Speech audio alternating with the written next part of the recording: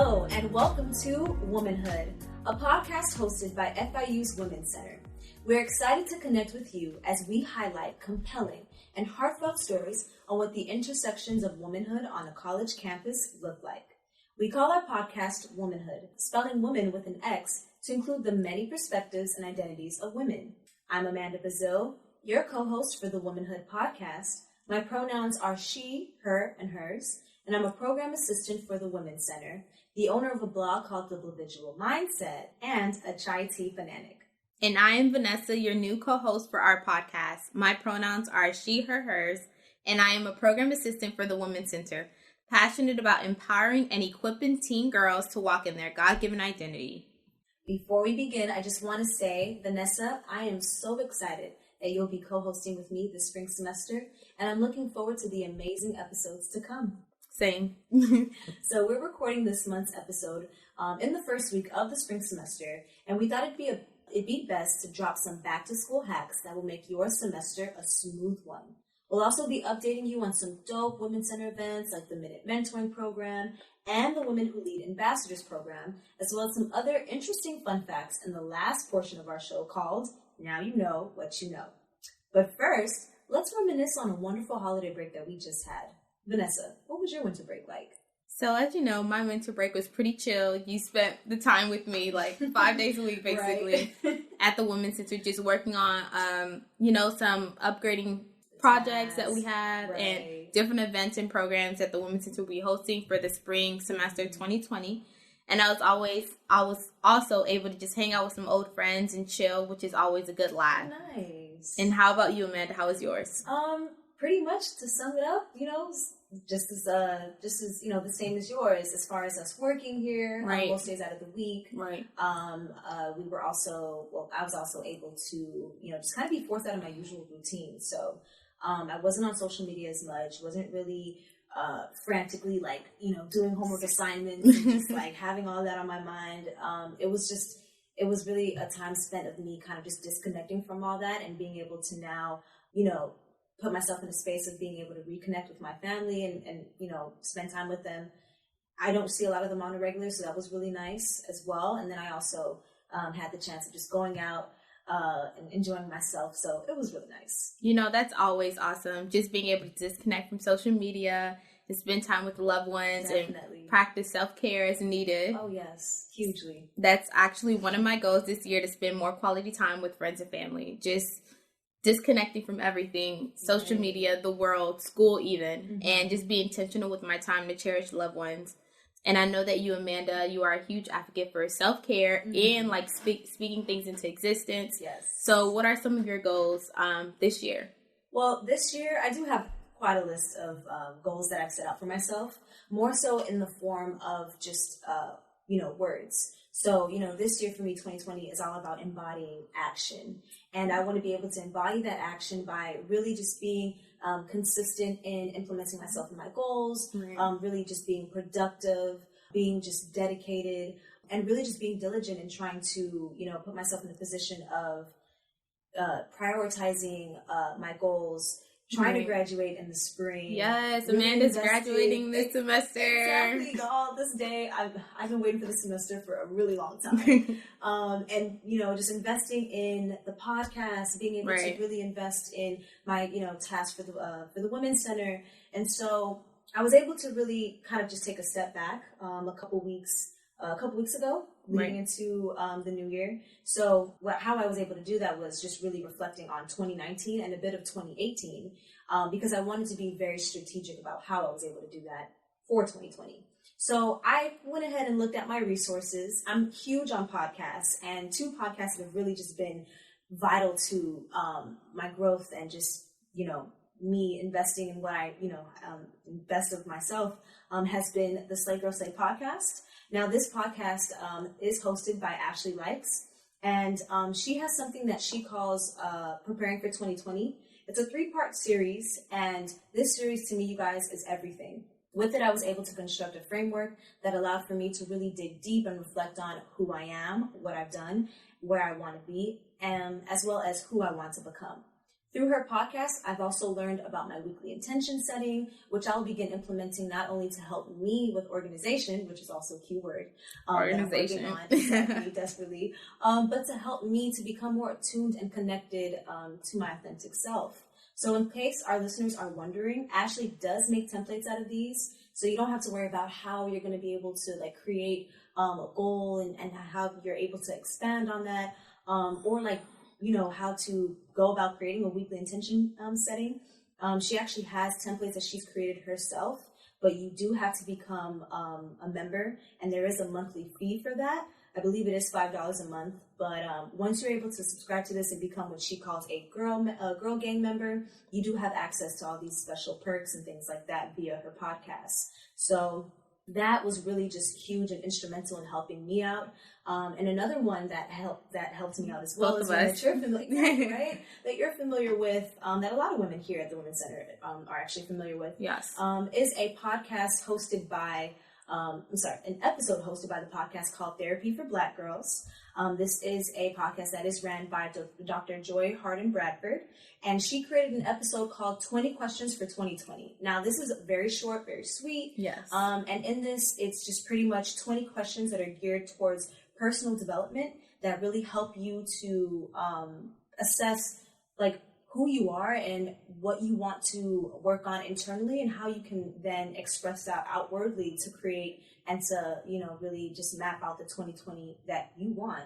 And so that's really just everything that I've been able to look towards and helping me with the year that is to come. Yeah, and I'm so thankful that you actually brought me to that episode, like 20 questions for 2020, because it really did help, and just being able to like really dissect the questions and like just see like where you want to be in this next year and even the years to come as well, like after 2020. Oh, definitely. And you know, this being a new decade, it's a whole new 2020 vision. You want to be on focus. You want to just focus on everything. Right. You know, like 2020, because it's like you can see clearly. Yeah, so clearly. You know what? I knew 2020 was a magical year. I'm not even, like, seriously. So it's always good to reflect on areas of improvement in your life, but also taking a step further and creating a plan towards the goal and the vision that you want to see for the following year. I agree. So, Amanda, I'm just so thankful once again that you were able to not only help me, but also our coworkers and you're welcome. Just everyone in the office with that gem of this podcast. Of course. So now when we come back, we'll take you guys straight into the back to school hacks that will make you an unstoppable force this semester. Ooh. Don't go anywhere. You're listening to the Womanhood.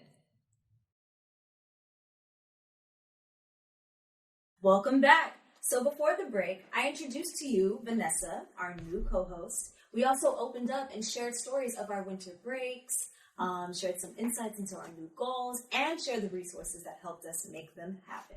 Yes. As promised, we're going to now get you back into some back-to-school hacks that will make you great this semester. So take it away, Nessa. So new year equals new hacks.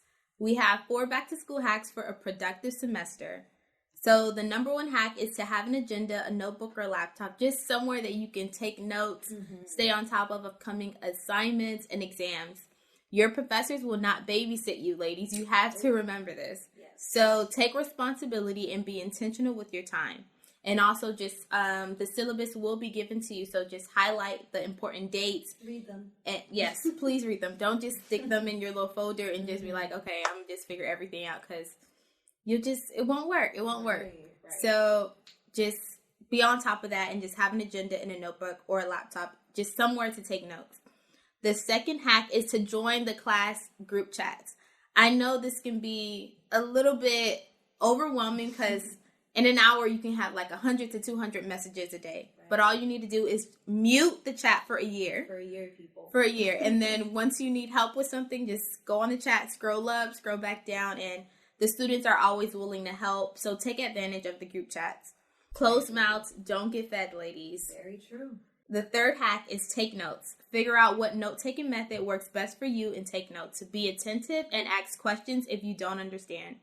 Also, research different topics that your professor speaks about in class and gain a deeper understanding on your personal time. The fourth hack is to get to know your professors. These are the people that are grading your assignments. Be friendly, courteous, and nice. Go to your professor's office hours, even if you don't have anything to say. They'll end up giving you information. Just sit there, ask them how their day was, because these are the individuals that you're going to need a letter of recommendation from. So they need to know your face and they need to know your name. So always make time to just see your professors and just be kind and loving on them. That one's definitely my favorite hack. Yeah. Yes. And just smile. Yes, school will get tough and possibly stressful, but smile and laugh. Lighten up. Yes. You'll soon be out of college, so make the best of your college experience. Be kind to everyone you meet, because you never know who you'll end up meeting. Very true, very true. Yes. And so we have the Women Who Lead Ambassador Orientation coming up. Woo! Our 14th annual Women Who Lead Conference is soon to approach. Are you ladies ready to network, go to workshops, have great food, and just grow in your professional, intellectual, and personal life? But wait, before you can do all of that, there's a call for student ambassadors. Student ambassadors have the opportunity to gain a better understanding of women in leadership in our society, work with panelists to create an effective and strategic plan for leadership development, as well as network with women in the community who serve as leaders. Student ambassadors will have an exclusive pre-conference, which is intended to mirror the themes that will be at the Women Who Lead Conference. So it's basically a mini conference exclusive for student ambassadors, so it'll be very small, intimate, so you don't have to worry. Like, everything that you need, you will receive there at the pre-conference. Very exclusive.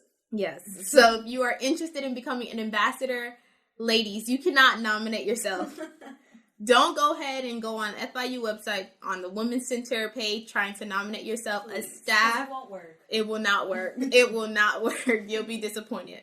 A staff or a faculty of FIU must nominate you. Yep, get to know those teachers. Yes. Student nominations must be submitted by January 26th at go.fiu.edu, WWLAMBASSADOR. So check out that link. If you have any questions or concerns, you can always reach out to us on our Instagram page at Women's Center FIU, and just meet us come to our office. Yeah, pop in.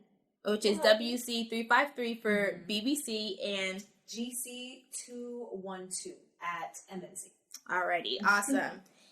And our next upcoming event, last but not least, is Minute Mentoring. Minute Mentoring is kicking off this spring semester, Thursday, January 23rd at 2 p.m. in WC353 in our own office here at BBC. Minute Mentoring is a small, intimate mentoring opportunity for college women on the move. In order to be a girl boss, you need some mentorship in your life, ladies. You need mentorship. You can't do this walk alone. Yes. You need others around you to help you, to assist you. And don't think that you can do it alone, because you just can't. You need others. So and definitely a harder route. Right. There's nothing wrong with asking for help. Exactly. So take advantage of the opportunities to meet professional women of all different backgrounds, to share some wisdom seeds with you, to assist you in your college journey as well as after. You can even create long-term relationships with the mentors that you meet at the Minute Mentoring program. Definitely a perk. Yes. So meet us once again, Thursday, January 23rd in WC 353 at 2 p.m. Free food and networking. Who doesn't like free food? And when we host things, we have good food. Mm-hmm. Like, we don't have no little hors d'oeuvres that you can barely fill you up. No, we have. You well. Exactly. So just make sure to RSVP at go.fiu.edu Minute Mentoring. All right. That was definitely a lot to take away. And these are things that, again, like Vanessa had said, that you can check on our Instagram. Right. Or you could just kind of pop in if you have some questions and want to speak directly with someone. We would be more than glad at either campuses to help you guys out with. Right. But at this point, we're going to wrap things up and go on a brief break. Now, when we come back, we'll be giving you some very essential fun facts that involves the female reproductive health, MLK Day, and the Chinese New Year. Don't go anywhere. You're listening to Womanhood. Welcome back, y'all. Before the break, I provided 4 amazing back-to-school hacks for a productive semester. Very amazing. And now, in honor of it being the month of January, my co-host Amanda is about to give y'all some fun facts you didn't think you needed to know on our fun yet short segment of our show called Now You Know What You Know. Take it away, Amanda. All right, ladies. Did you know that January is Cervical Cancer Awareness Month? I surely didn't know that. Well, there you go. See, the U.S. began recognizing it in 2002, and it's been actually observed every January since then. So in case that you didn't know, cervical cancer is caused by the HPV or the human papilloma virus. I hope I'm saying that right. Yeah, I think you are. Okay. Hopefully you are. Hopefully, right? According to the American Cancer Society, about 13,000 new cases of invasive cancer, cervical cancer were diagnosed in 2019, and 4,000 women will die from cervical cancer. Yikes. Wow, 4,000 women. 4,000 That's a lot. alone in this year. That's actually, that's a huge number. Unfortunately, this form of cancer is completely preventable. So the Centers for Disease Control and Prevention urge women to get screenings and vaccinations in order to steer clear of the cancer. It's also important that you get your yearly checkups and get your pap smear done. I know that a lot of women, especially young women, don't know of getting their pap smear done, or probably have never even been to a gynecologist. But I believe that once you've been sexually active or after the age of 21, it is highly advisable that you go and see a gynecologist and get your first pap smear. It sounds scary, but, you know, ladies, unfortunately, stuff like this need to be done because it is in benefit of your health. Right. And should ladies go once a year, or? I do believe that yearly checkups are advisable. I know that the Centers for Disease Control and Prevention do urge that it should be done yearly. Okay. So I would stay on the yearly side, especially if you do know that you are sexually active. Okay. Practicing safe sex, speaking of sexually active, is also highly encouraged as well.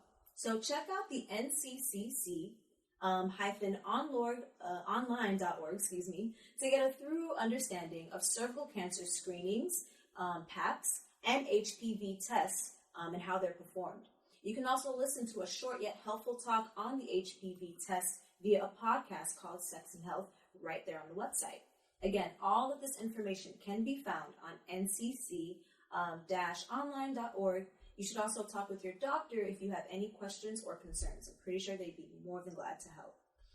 All right, now for our next fact. Now, did you know that January 20th will mark the 25th anniversary of Martin Luther King Jr.'s holiday and the day of service that has been inspired by his actions?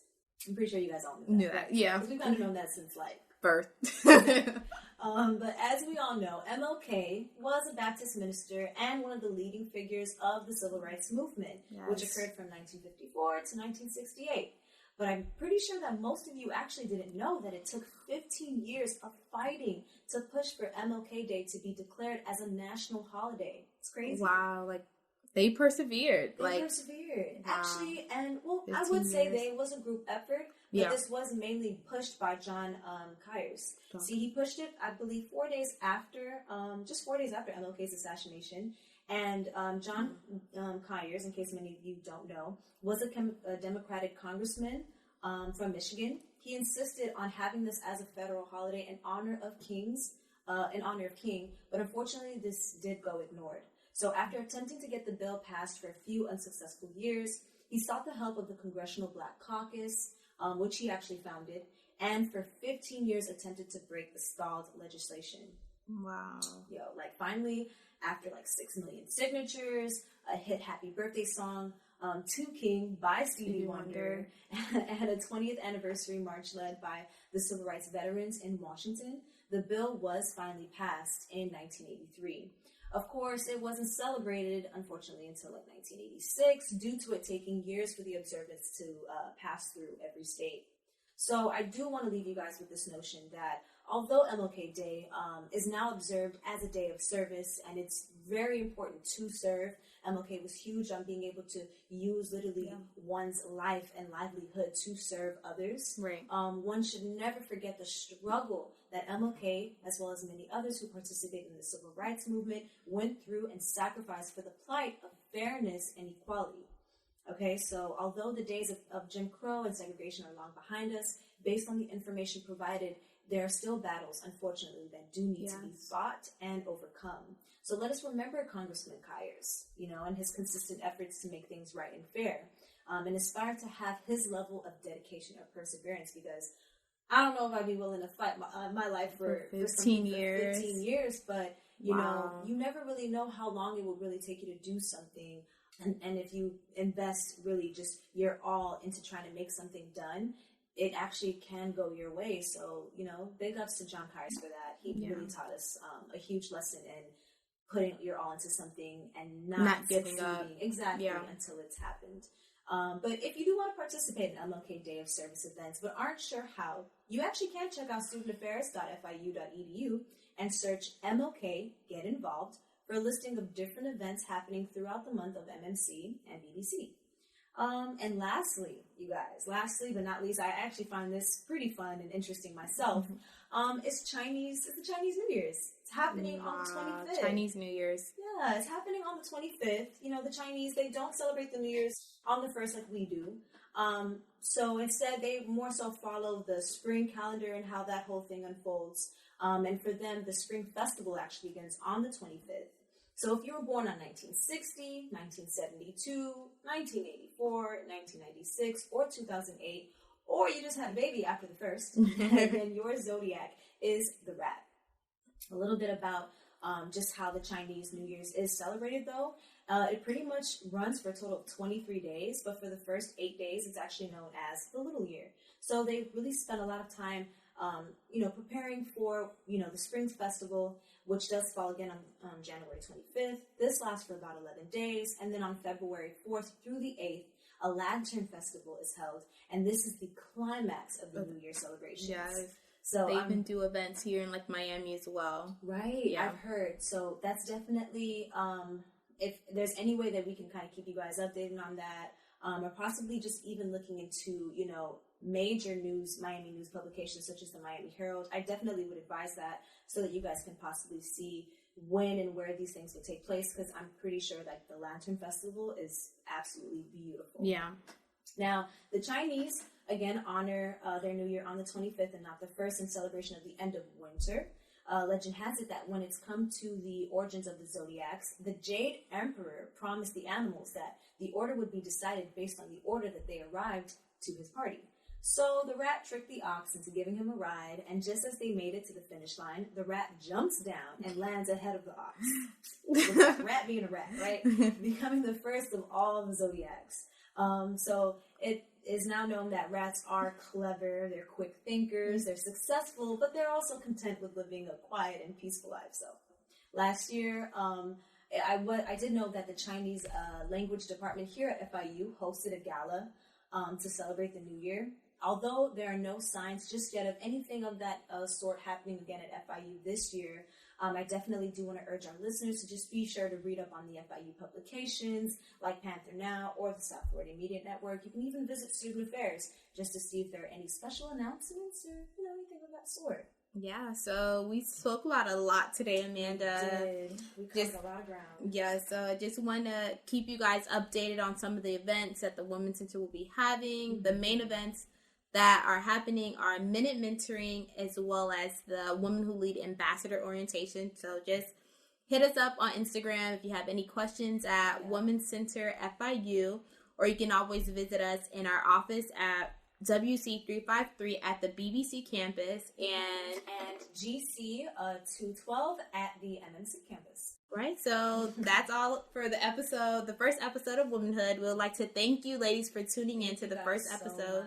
Be sure to tune in next month's episode, where we talk about love and toxic relationships. It's only right, being that it's February, right? Yes. And we will be visited by our wonderful guest. Her name is Q Alexander. Q will also be discussing with us her autobiographical titled Dangerous Intentions, Not Full of Lies. So you really don't want to miss out on this. It's going to be an amazing episode. Yes. As always, we will share events that are happening at the Women's Center, our campus, and teach you a few things along the way. Catch us next time. Goodbye. See ya. Oh, we saying that? No.